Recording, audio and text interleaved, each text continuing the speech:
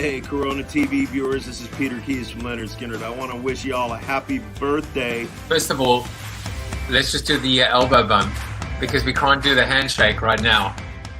Hello, everybody on Corona TV. This is Macy Gray. You're smiling, and I saw your beautiful daughter earlier, who I said could come on the show anytime. Welcome, Shiv Singh.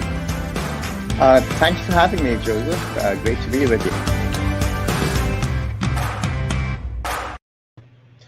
Welcome, everybody. Happy Monday. Happy new week. Hope you are well, and I'm super excited to be back.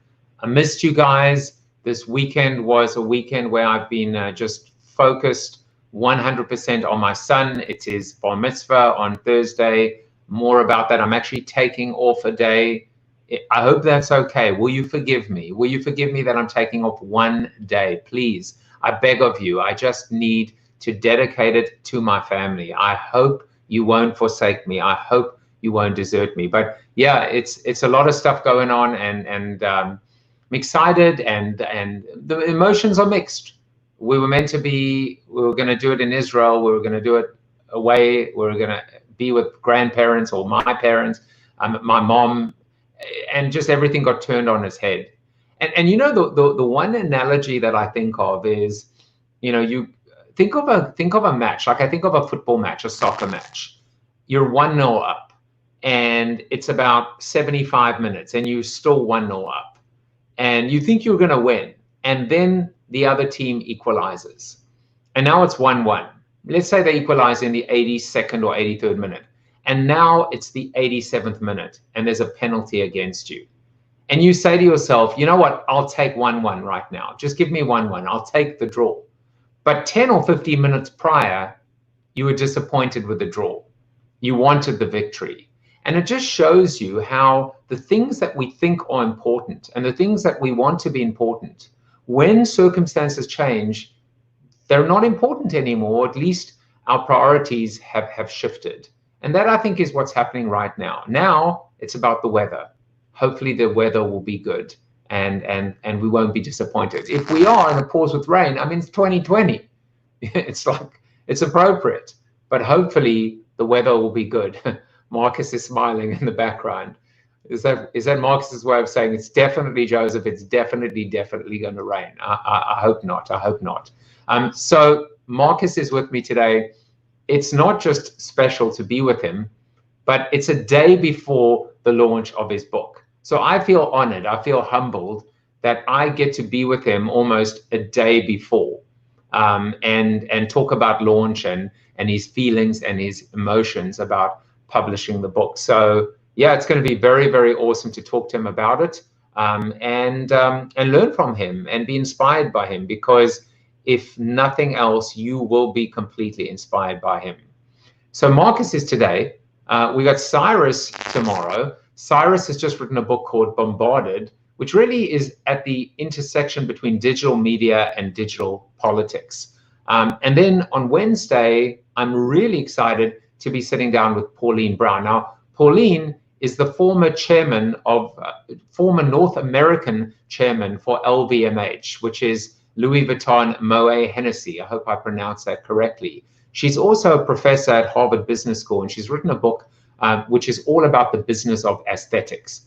And then, of course, on Thursday, there's no show. So on Thursday, my special guest is Jack Jaffe.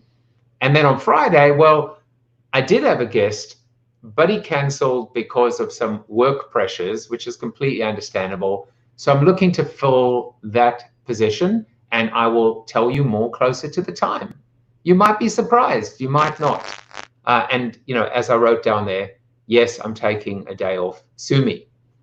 Today's Happy National Camera Day. So happy photography, happy picture taking. Enjoy it. Find that beautiful moment. As I've said, that quote that I quoted before, one of my favorite quotes, Diane Arbus. It's what I've never seen before that I recognize, because when you see it, you recognize it because it's the truth, right? It's something that for you, when you've never seen it before, how do you recognize? How do you reconcile that idea? Because when you see something that is beautiful, that is original, that is unique, that connects with you, that is true, that is authentic, that's when suddenly the unfamiliar becomes familiar. And what is becoming familiar for me is the fact that you guys continue to be connected to me in the show. So thank you once again for your likes, your comments, your shares, your subscribes, and your thanks for watchings. I don't think that that's a real thing, but whatever. Happy birthday to Saturday, Sunday, Monday, all the people that have had birthdays. John Sane, who was one of my guests earlier, it feels like a year ago, a lifetime ago. Who else? Lauren Adley, my cousin. Happy birthday to you. A whole bunch of people on LinkedIn. Happy birthday to you guys over the weekend. And then, of course, today I have to single out my business partner at the HMS Beagle, Lynn Power. It's Lynn's birthday today. So, Lynn, hope you have a wonderful day. Thinking of you, and just have the best time. I'm sure there will be a cocktail or margarita involved, and I hope that you will post a photo and I will like that photo. And then finally, of course, to all my LinkedIn contacts today. Well, it's Monday, so it's Fat Blogging Day. I set a goal to my son. I said to my son that I would be 187 pounds on Thursday for his bar mitzvah. This morning I was 189.1, so a 0.8 loss over the last week, and I will hit 187 on Thursday morning. It may involve some intermittent fasting, and it may involve not eating for a couple of days, but I will hit 187. The most important thing on that chart, and it is a important point, is for the first time you can see that I'm just underneath that line that separates me from being overweight and healthy. And so I'm really happy that I've finally broken 190. Fat blogging works, guys. When you put something out there and you make it public and you give it, you birth it to the public domain, you are accountable to your community. You are accountable, to opinion, and you can run, but you can't hide. And so I'm just going to keep going and see where that leads. Well, today's seated soliloquy actually is the same as my background. It's something that you may or may not be aware of, and it's something that ultimately I thought I would be remiss if I didn't offer some commentary on it. Let me start off with a quote. Let's be honest. This has nothing to do with the First Amendment. It's about the second Gulf Stream, specifically the pursuit of the second Gulf Stream. That was Professor Scott Galloway talking to his co-host, Kara Swisher, on their podcast, Pivot. I was running up a hill at the time. Okay, jogging. Okay, walking briskly. I laughed out loud. Maybe guffawed is more accurate. Galloway and Swisher were talking about Mark Zuckerberg's call with President Trump to discuss Facebook policies, and in particular, Facebook's reluctance or reasoning not to remove, edit, highlight, or call out incendiary posts that might promote violence or racism. I believe Trump calls that Tuesday. Now, Swisher called Zuckerberg the world's most expensive customer service rep, but Galloway once again swooped in and said Zuck was in fact, quote, the least expensive whore in the world, end quote. I almost tripped at that point, and then I guffawed again. No one is laughing now after the hashtag Stop Hate for Profit initiative gathered full steam this past weekend, with giants like Verizon and Unilever joining the likes of Ben & Jerry's, Patagonia, the North Face, REI, and Upwork in pausing or suspending their ad spending on the platform for anywhere between 1 month and the remainder of 2020. In my opinion, it's a brilliant piece of marketing by the ADL, the Anti-Defamation League, the NAACP, Color of Change, Free Press, et al., to shame brands into action. And it's working. By themselves, their agenda might not have been as compelling or powerful, but together, the amplification is deafening. To be fair, most of the initial brands have roots and equity in social activism and soul, but surely it won't be long before they're joined by the rest of the pack of chasing brand lemmings. Facebook blinked first, and if Galloway is on the mark or the money, then it is inevitable that Facebook will capitulate and relent to the pressures of the pocketbook, and with that, promote more social change and momentum. Well, now, you want some more momentum? I'll give you some more momentum. I'll give you a bit of Marcus Whitney. From college dropout waiter to self-taught successful entrepreneur. That's the squiggly line that is Marcus Whitney.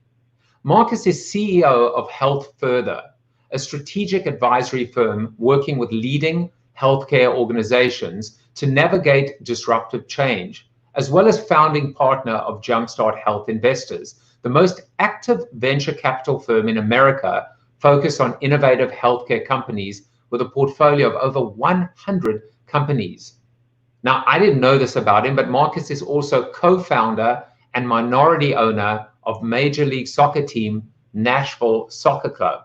So I suppose Marcus is a guy that would have appreciated that soccer analogy. Welcome to the show, Marcus. Hey, Joseph. So glad to be here. So what did you think about the soccer analogy? You know how often it is, right? When you're up and you get all kind of pissed off about an equalizer, and then suddenly the other team threatens to score, and you go, you know what? I'll take the draw. I'll take the draw. Exactly. Things can change quickly, especially on a counterattack. Yeah, it feels, or a COVID attack. It feels like it feels that that's the world we're living in right now. So it's so good to see you. And you know, as we were discussing before, these moments have given us an opportunity to just sit down, the two of us, hang out, catch up, and maybe share this experience with so many people. But I do want to ask you, how have you been? Have you been up to anything? Anything new going on in your life I should know about? So my family is doing well. Everybody has been healthy thus far, so that's obviously the largest blessing. And I've been able to keep myself really busy. At first, I thought it was going to be a terrible time to launch a book, but given the content within the book, which is, you know, inspirational in nature and about entrepreneurship, which I think the world is going to need a lot of, you know, when you have an economic meltdown like we're sort of in the midst of right now, you have to come up with new ways to create value. So the book feels very timely. And I've also used this time to work on doing a lot of online content creation. So, you know, sort of following in your footsteps, I've got a daily live show, and the process of getting my camera and my mics and, you know, my lighting and sort of all that stuff has kept me pretty busy. So you are what is called a fellow streamy, which is a term that I've coined. I hadn't heard that before. A fellow streamy. Okay, got it. Yeah, you're a streamy, and your show is called Marcus Whitney Live. It's daily at 12 noon Central Standard Time. So thank you for not doing it against my time slot. You know, because then I would have no viewers. They would all be watching you. It was the other way around. I would lose. So I love the fact how we've almost sorted out like a whole schedule, all of our streamies. You know, I think Laura and Brogan have got to figure out the 10 a.m. slot. Yeah. Maybe one is to go. I think McCain is at it. Scott McCain is at 11. But it's been great. And one thing I've said a lot is that I feel like there's a real spirit of sharing and generosity. Like we're not hoarding our hardware and software to ourselves. You know, we're being generous. Oh, you're looking for a mic. Let me help you. You're lighting. You need some. And I just feel like I think we all recognize that we are in this together, and the rising tide, you know, floats all boats. Sounds like a cliche, but it's true. No, there's no question about it. I mean, every step of and I hate this term, but personal brand journey I've been on, whether it's writing the book, public speaking, online content creation. I've had to put in the work, but I could never have gotten here if so many people hadn't shared wisdom, given me recommendations. You know, there's just no way. So people don't quite understand, if they're not doing it, what an incredible giving community that we have here. And look, I think we've always felt this, right? We've always felt this with the rise of social media, that we felt like we were a community. And they always used to say, remember the phrase communities of interest. Yeah. And now I think that same generosity, because it could go the other way, which is people feeling so threatened, not by each other, but by circumstances, that it's kind of like dog eat dog. But it's been just, I think, refreshing to see how much, I mean, it is the spirit of humanity at the end of the day. No question. I know that we have a lot of narratives, and this is sort of to your point about stop hate for profit. We have a lot of narratives that are getting a lot of airtime right now about all sorts of tough things that humanity is experiencing, but also like bad behavior, just to kind of put an overarching, umbrella over it. But I have to say, when this whole thing started, back in early March, and I really started thinking about what the scenarios that could have played out amongst humanity, I think we've found ways to rally and come together and support each other that have been incredible, honestly. And certainly more to do. But when you look at in the United States, just the unemployment numbers and the bankruptcies that have happened, and it just so many things. But then you look at all of the support that people have tried to come together and offer, and all of the benefit online streaming concerts that people have put together, and just there is so much good. I guess is the way I would say it. There's so much good out there, and if you're looking for it, and especially if you're contributing to it, you see it all the time. If you're creating, you're seeing it, you're feeling it, you're tapped into it. If you are solely consuming, it gets a lot more dangerous, because the overwhelming things that are getting pushed to you algorithmically or on the TV set are fear-based. So. And I think there's also, I've been talking a lot over the last few months about superpowers, generosity, inclusivity, endurance, or patience.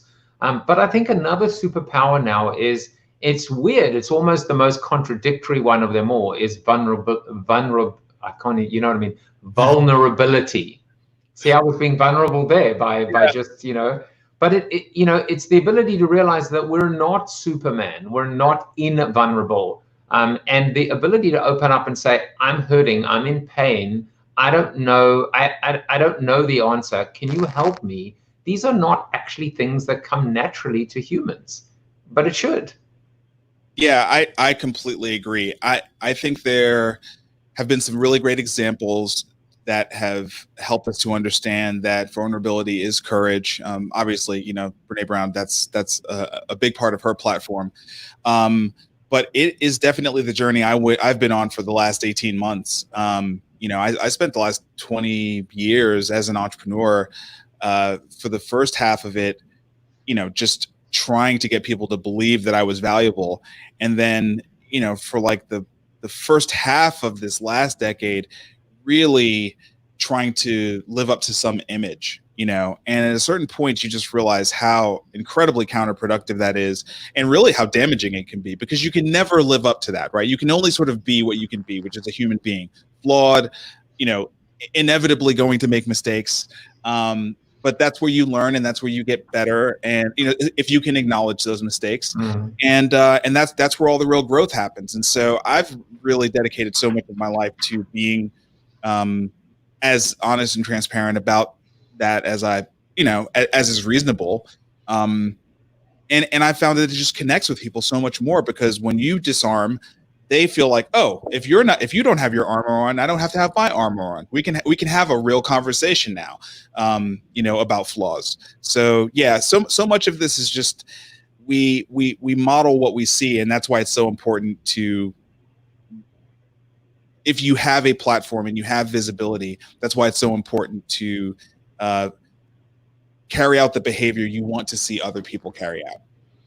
I think there's so much to unpack there, but it's funny when you see, or when you get to meet celebrities, real celebrities, actors, they're some of the most insecure, complex, neurotic, people you will ever meet, in the sense that they've been built up to be something. They've been built up to be a character at the end of the day, and they almost always never live up to the expectations of other people, but maybe even worse, themselves.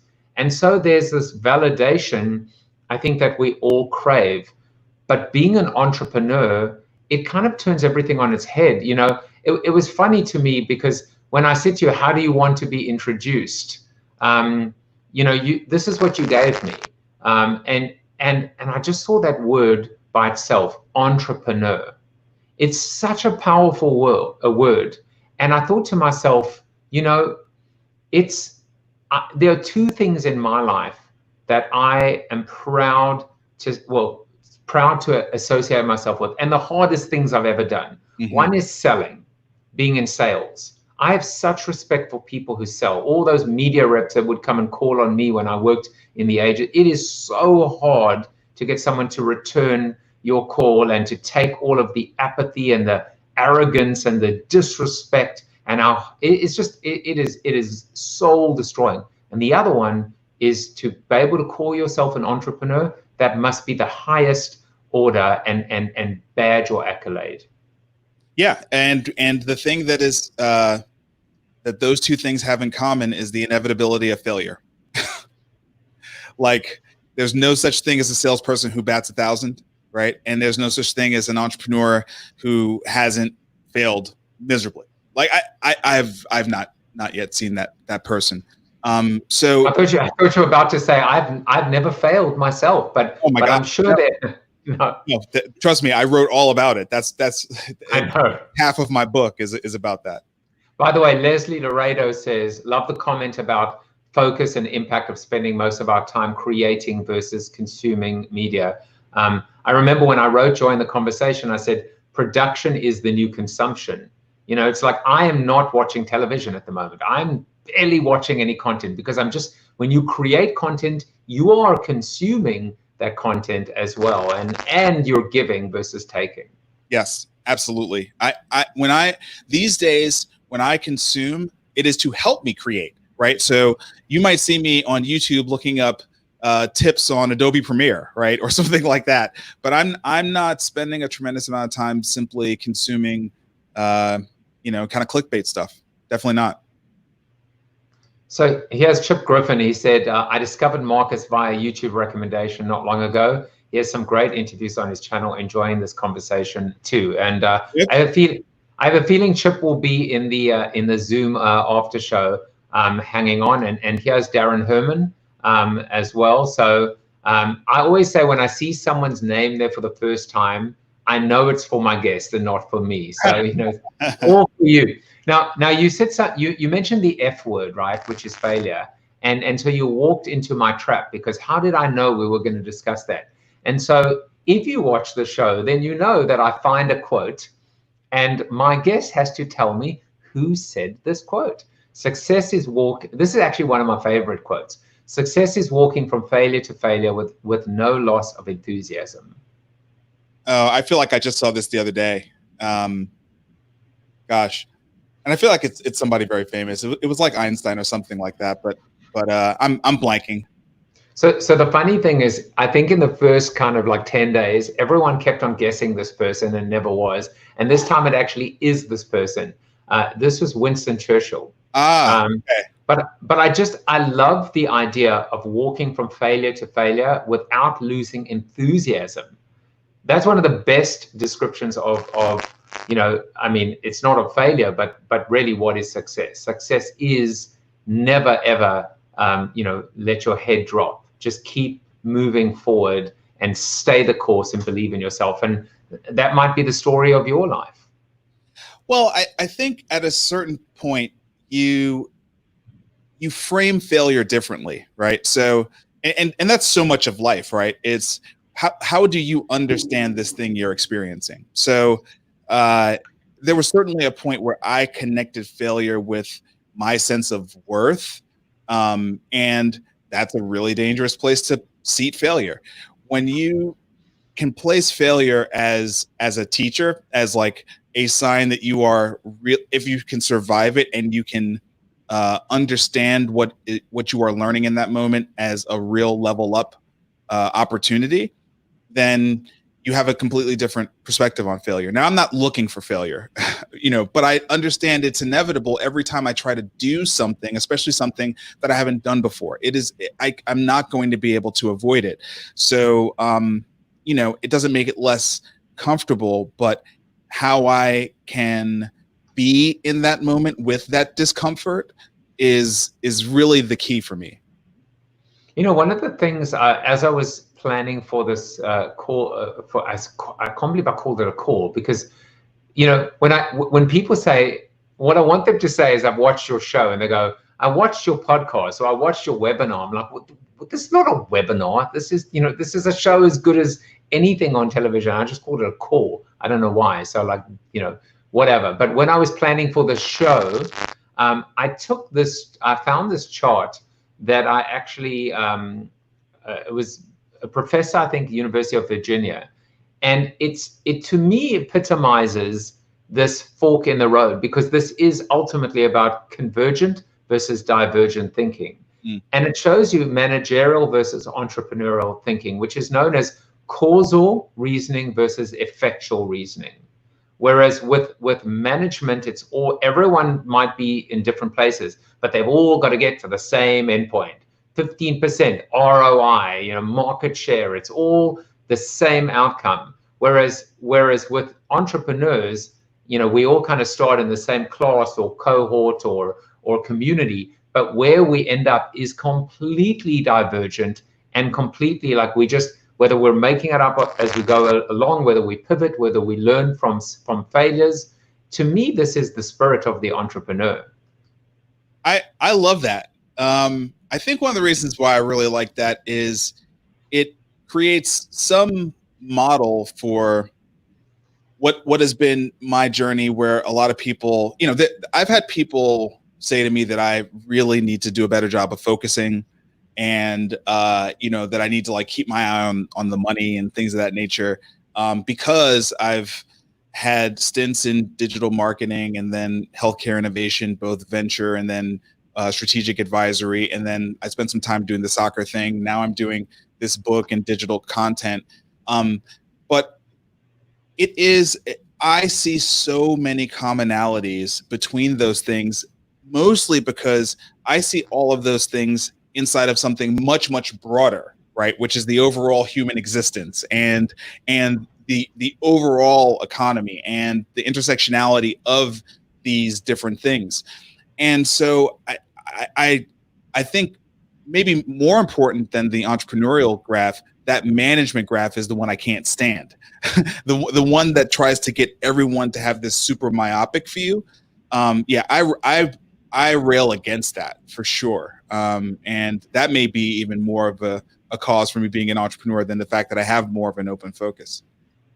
So let's talk. First of all, I have to ask you a question, just a bit of a flyer. Are you by any chance an oldest child? I am the youngest child. I'm the baby. Because it's interesting, and I'll tell you why I asked that question, because when I was looking at your journey, and I would love for you to share a couple of things. You taught yourself to code. In a way, it doesn't seem like anyone was next to you or leading you. It seems like just from your journey that you've figured it out by yourself. Now that clearly, I'm sure there were people that have mentored you, that have helped you, family, friends. That's why I asked if you were the oldest. Yeah. So that's a great question. So I'm the youngest, but my siblings are half siblings. And so I grew up as an only child in my household. And I very much learned to play on my own, had my own imagination, had to keep myself entertained.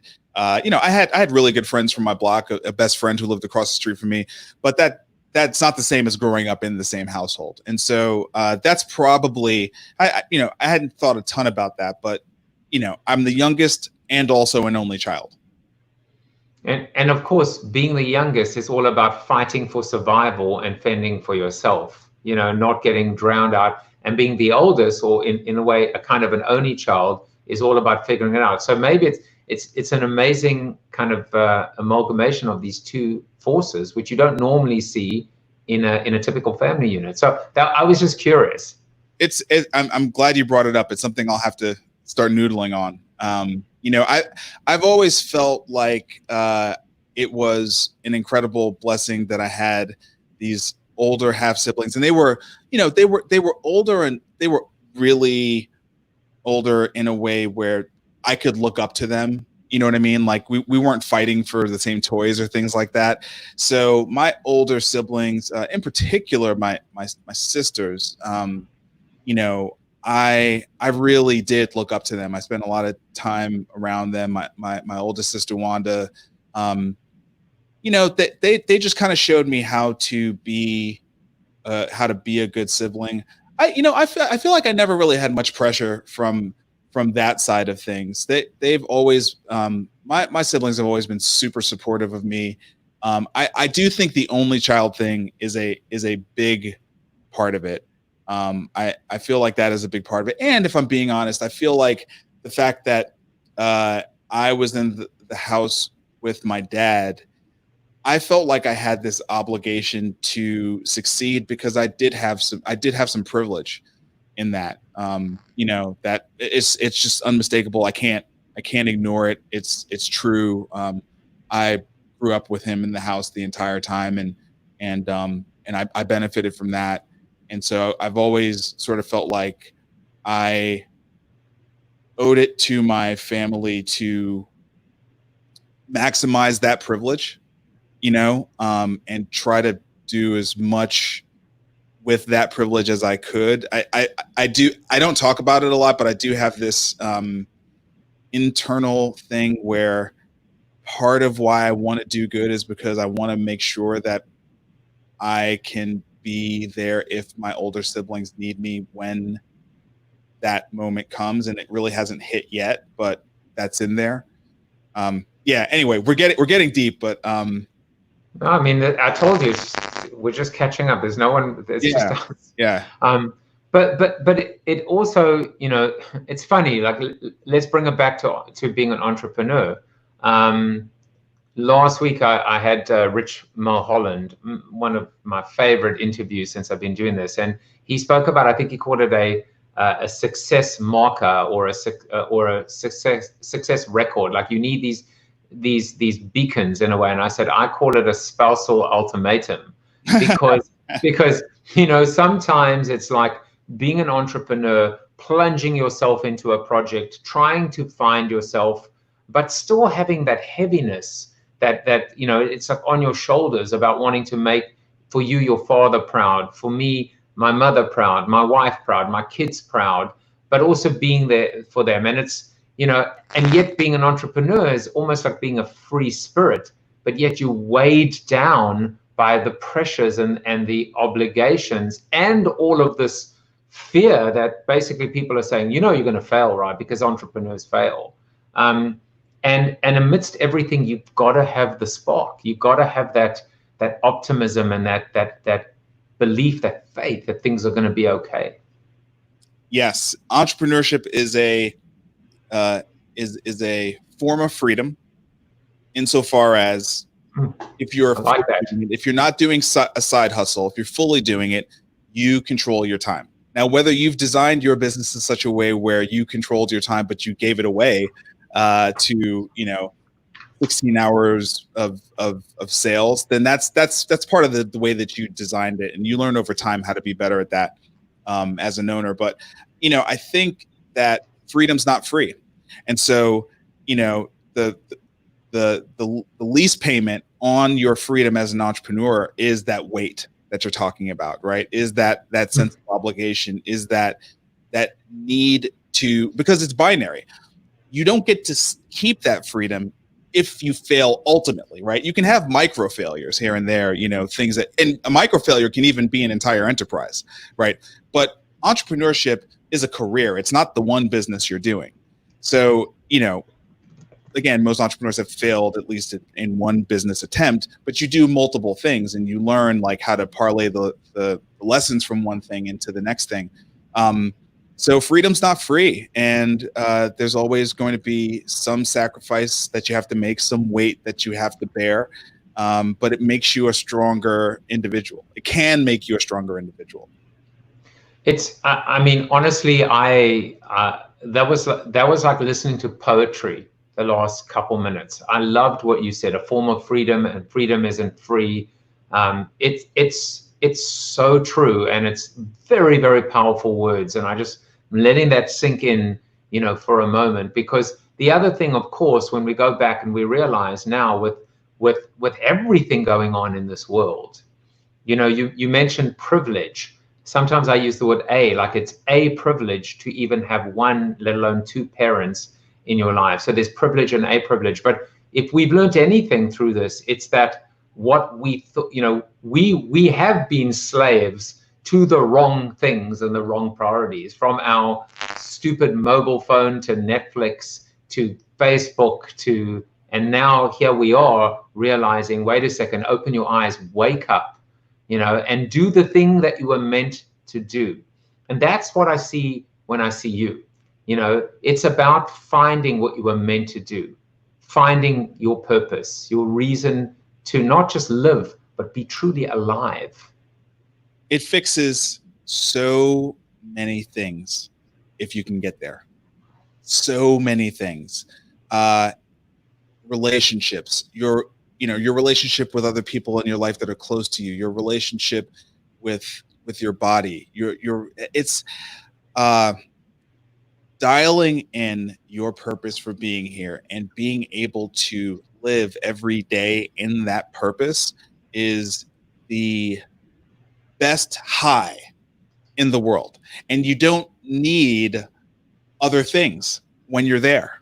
You know what I mean? And sometimes time is slow when you're there. Sometimes time goes fast when you're there. There's all these really interesting phenomena that happen when you're just sitting in your purpose.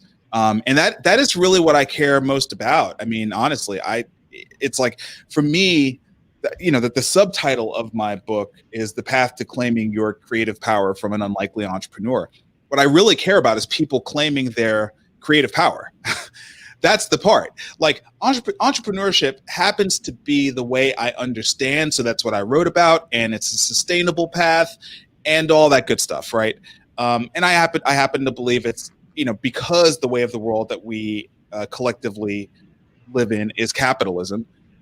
Because of that, I think entrepreneurship is, you know, it's a life skill of sorts.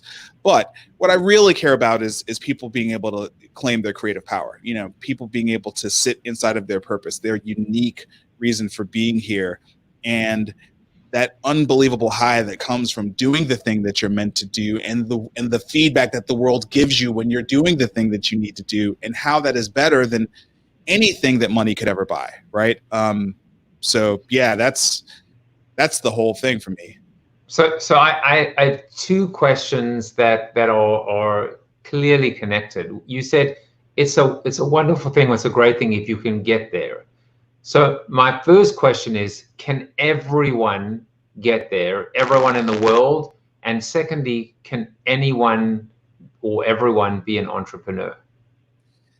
So to the point of the first one, if I'm purely talking about capabilities, I would like to, and we'll leave out outliers where there are circumstances, be they genetic or societal, that would absolutely stop somebody from getting there. In the putting those things to the side, yes, everyone can get there. However, it is important to understand that entrepreneurship is not the only aspect of living in your creative power. So I've tried to think through what are the things that I think are necessary to that recipe. And I've basically come down to 5 things. The first being well-being. You know, it is very, very difficult to get there if you have trauma that's unaddressed and that you're not working on. Trauma is an incredible inhibitor to living in your purpose. And so being able to do the work to get to a higher state of well-being is really, really important. The next thing is innovation, and that's kind of the creative aspect of things. And it's also the thing where you see something in the world and you have this pull to want to make it better. That's sort of built into this creative power concept. Drive is the third, and drive is really the purpose. That's where you know what gets you out of bed in the morning and what might make you stay up that extra hour before you go to bed. That motivation that is intrinsic and is not external to you. Then entrepreneurship is the fourth, which is pulling it all together into, a business model. And then the fifth one is openness. You called it optimism.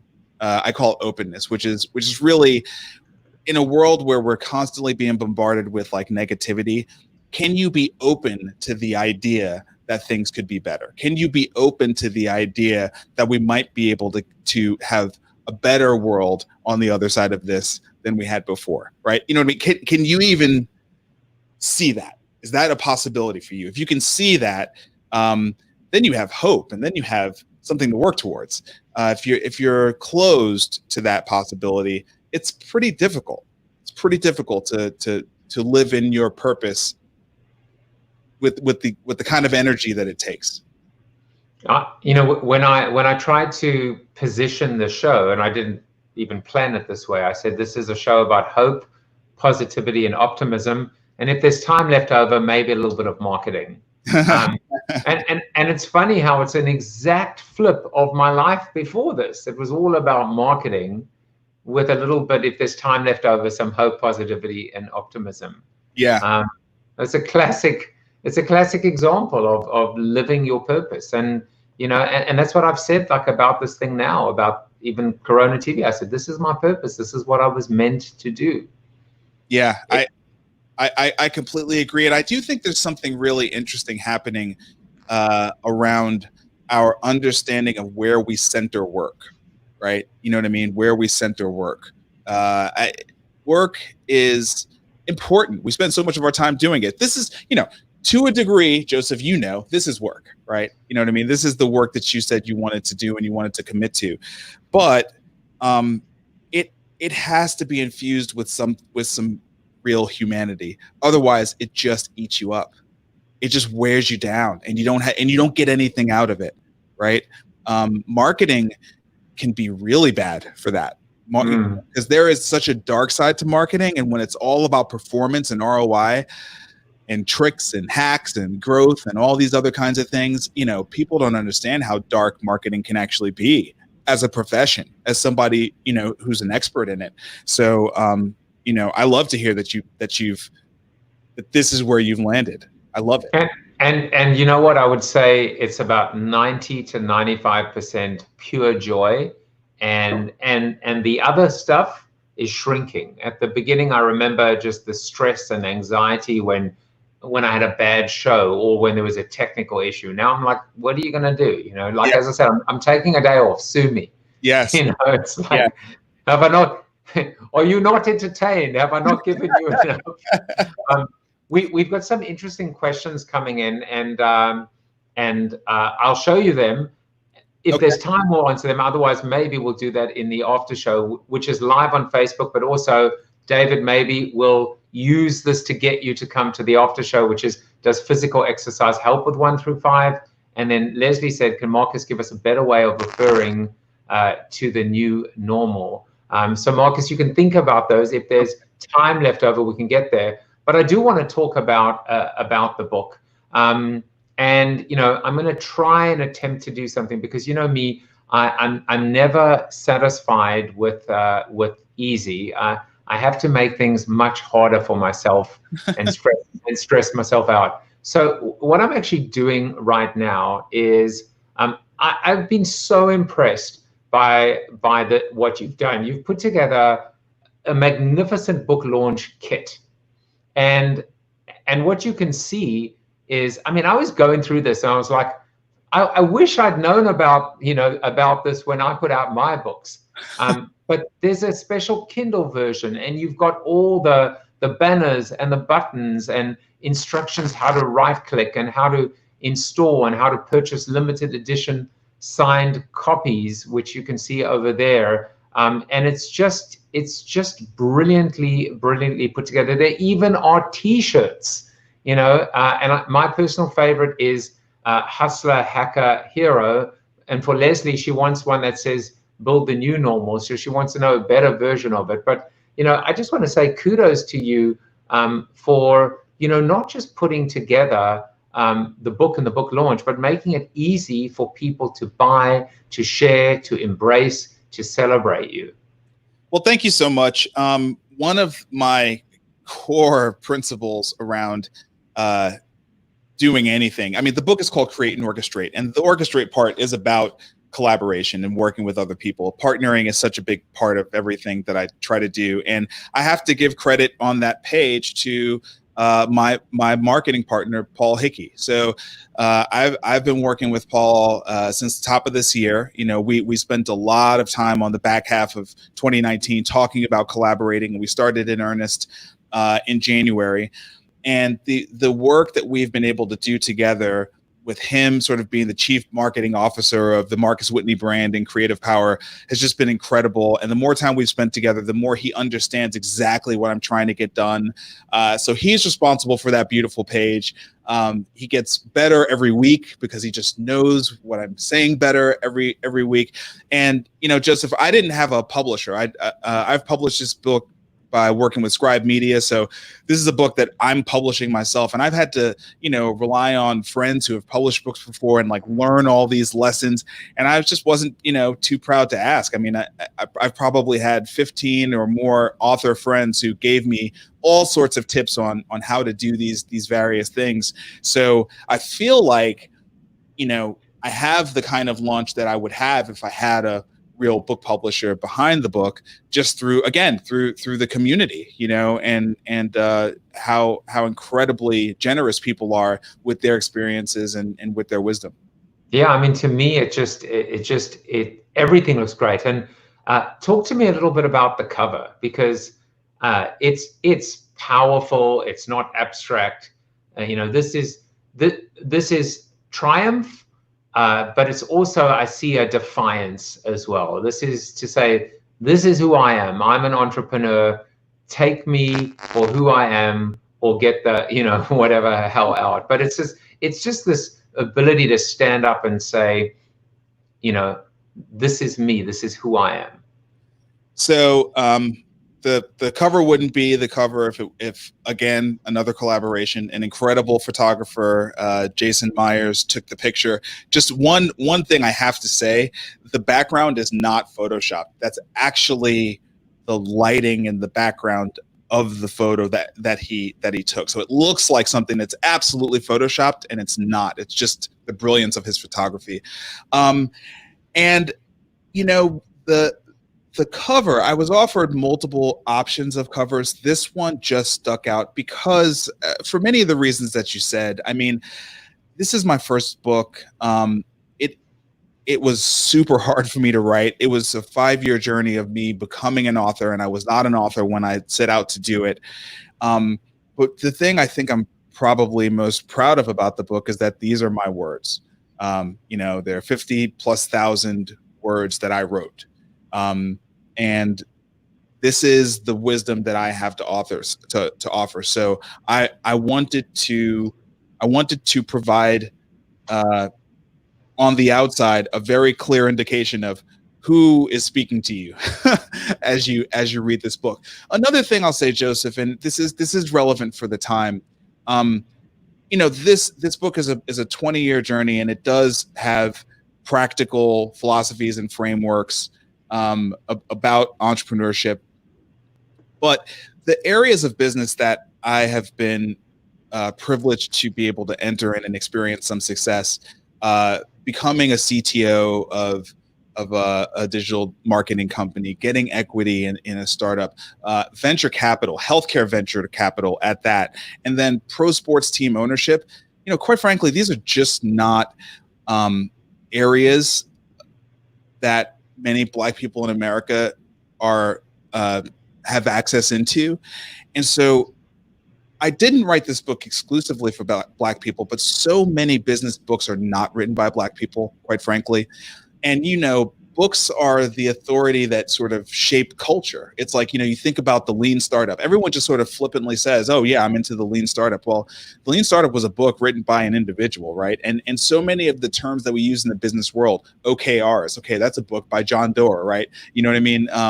The 4-Hour Work Week, all of these books, so many of them, they're great books. They're the books in my library here, but they're written by white men. And while that may not have had a limiting impact on me, I know for a fact, because I mentor, founders of color, that like not seeing themselves in these books, in these shows, in these things is limiting. So I wanted to make sure that for the many of them that might come across this, that they would like see themselves, you know what I mean? On the cover. So anyway, that is maybe more than you asked for, but no, it is. It's what kind. You can see how much depth and emotion, and passion and purpose and authenticity. It's all in just one image, without any additional words. And it's important. It's important now, more than ever. And it's the one time where I feel a mirror is the only time I will ever advocate on behalf of a mirror, because as I talk about how brands are all about, it's like a house of mirrors or a hall of mirrors, or it's all, but this is important, that people see themselves, and it's not just what's on the cover, it's what's inside the book and inside you as well. And that's why we didn't even, there is real incredible content and substance. These 8 areas. This isn't just aspirational. It's practical, and it's pragmatic. But I think really what you've done so well is to create that why, and the ability to read the book and say, this is me, this could be me, this should be me. That, but coupled with the fact that it's honest, and you talk about this is about your journey. And this is the most selfless part of it, which is you're sharing your mistakes, you're sharing the lessons, so that people that come after you don't have to make the same mistakes that you did. Yeah, I wanted to write. Thank you for everything you just said. I wanted to write the book that really would have helped me 13 years ago, when I decided to leave Emma email marketing and start my business. I just sort of thought about what book would have helped me, and that's the book I really tried to write. It's for anybody, but it is especially for first-time entrepreneurs or aspiring entrepreneurs. It is especially for those people. If you're on like your 4th venture, you may not get that much value out of it. But I mean, if you're a first-time or an aspiring entrepreneur early in your journey, then that's who I wrote this book for. Well, earlier we were talking about, I said, I might just ask you, well, listen, there are many books on entrepreneurship. Why this one? Why should people read this particular book? It's like buying a book on social media. Well, you just answered it without even being asked it, because it's a first-time author, and for first-time entrepreneurs. You never forget the first. And there's something that is so beautiful about the first, because this is your best. This is the stuff that came naturally to you. And that's why I think it is the purest of them all. Hopefully you will go on to write scores and scores of books, although I'm sure now I can tell you this, which is, they say it's like birthing a child, but some people, at least women, have told me it's more painful than birthing a child, because you get the epidural with birthing a child. The work really begins when you actually submit the manuscript. And nobody tells you that, or they tell you that, but you don't believe it. And the 8th or 9th time that you have to actually read through your own manuscript, you actually just want to like tear it up. But you got to keep going. Yeah, this is, when we first logged on, you asked me how I was doing, and I think you know how I'm doing, right? Which is, this is the day before the launch, which is really a very bittersweet day, because this is the last day that the book is just mine, right? I mean, tomorrow the book belongs to the world, and it is a different thing. It's the world interpreting the book, finding little things in there as if I had the time to kind of go through every line. like a spelling mistake. You're like, what? Yeah, right. And so, you know, there's nothing that I'm afraid of about that, but you're right. There is this sense. I mean, I already feel like I'm a better writer than this book. And so, you know, it probably isn't done, but it's done enough, and it's time to go. It's time to go. Well, it's time for us to go as well, but we're not leaving. We're just going next door to the Zoom after show.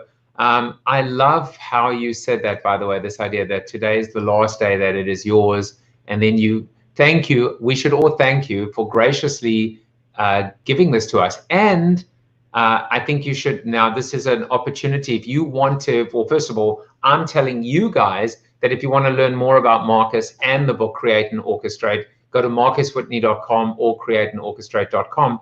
But please make sure that you tell people how much they can buy it on Kindle for the next, how many days?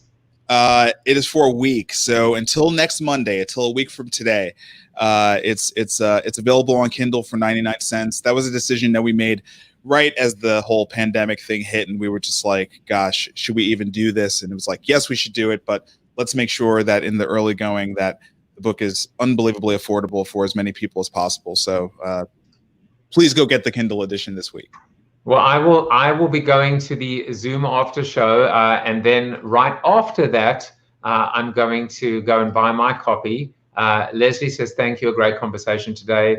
Marcus, I thank you, and we'll continue this conversation, maybe answer some of those questions in the Zoom after show. So Marcus, thank you, and good luck. I will be watching the feeds tomorrow, the socials tomorrow. Thank you so much, Joseph. It's been an honor. And thank you to all your viewers. Amazing questions, and I appreciate all the feedback. Take care, everyone. Bye-bye.